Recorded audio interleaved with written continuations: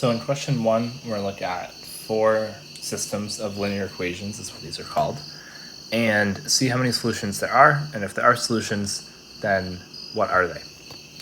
So for part A, you can start by distributing the 3 to each term on both sides. So on the left, you'd have 3x equals 3, and on the right, you'd have negative 3x minus 3.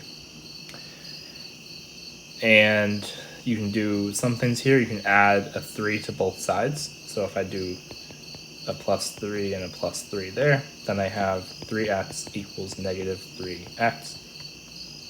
I can then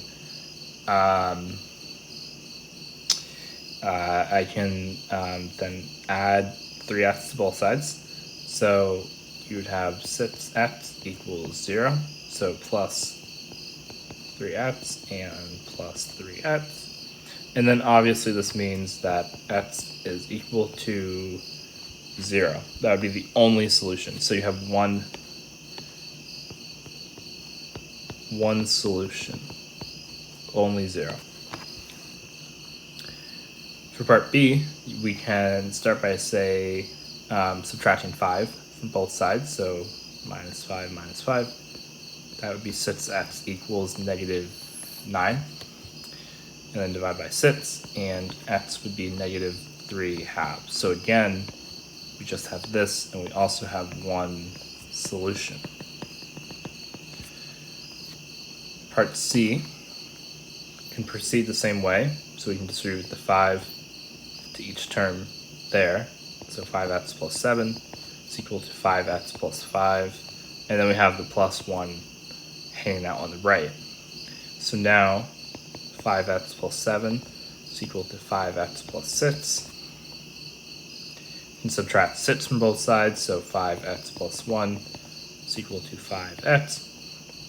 And you might see that we now have a scenario that can't happen, because if we subtract 5x from both sides, we would have 1 equals 0.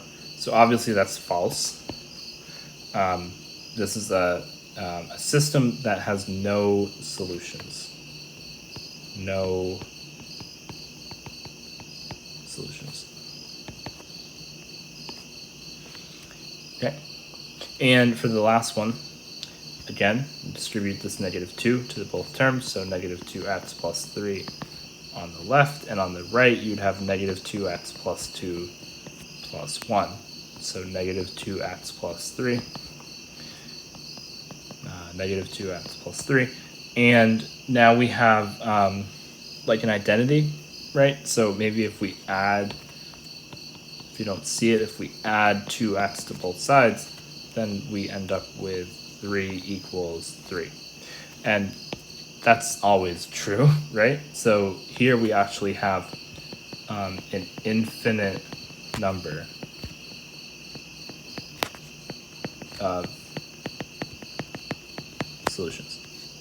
So if you want to think about this graphically, which might be very helpful, for the case where you only have one solution, it means that your lines intersect. I don't know where they are, but say they're there and there. They only have one intersection. And if they have one intersection, there's one solution. But your lines could not intersect. They could be parallel. So you have one line that goes like this, you could have one line that goes like this, and they never intersect, and so they'll never be equal to each other, right? Because that's what we're saying. We're asking for the x values where they're equal. So if they have one intersection, there's one x value there. If they never intersect, there's none. And in the last scenario, we could be looking at an infinite number of solutions. Well, that would be a line that looks like that, and it would be the same line on top. So actually, if we look at this equation before we started, we can see that both sides are equal to the same thing. So they're the same equation. These are the 3 scenarios you can have: 1, none, or infinitely many. Not 2, not 3, not 4, only one of those 3 choices. Okay. Let's look at question 2 next. So here we're asked to solve this equation, g of t equals 5, and g of t is this function. So we'll set that to 5, negative 7 6 minus 2t is equal to 5. You can then multiply both sides by 6 minus 2t. So multiply both sides by 6 minus 2t, that whole term. So what you end up with is 6 minus 2t, negative 7 6 minus 2t is equal to 6 minus 2t times 5. Now, that and that cancels out, which was the point. So now we have negative 7 equals, I'm going to rearrange it, 5 times 6 minus 2t. So negative 7, distribute this 5 to both. So 30 minus 10t.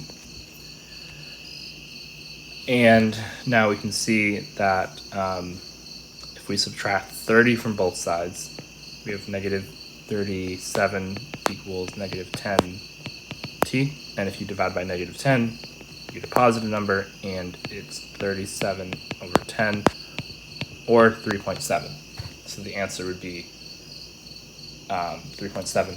The big thing here is you needed to know that you should have multiplied both sides of this equation by the denominator to clear it, and then you can solve for your variable.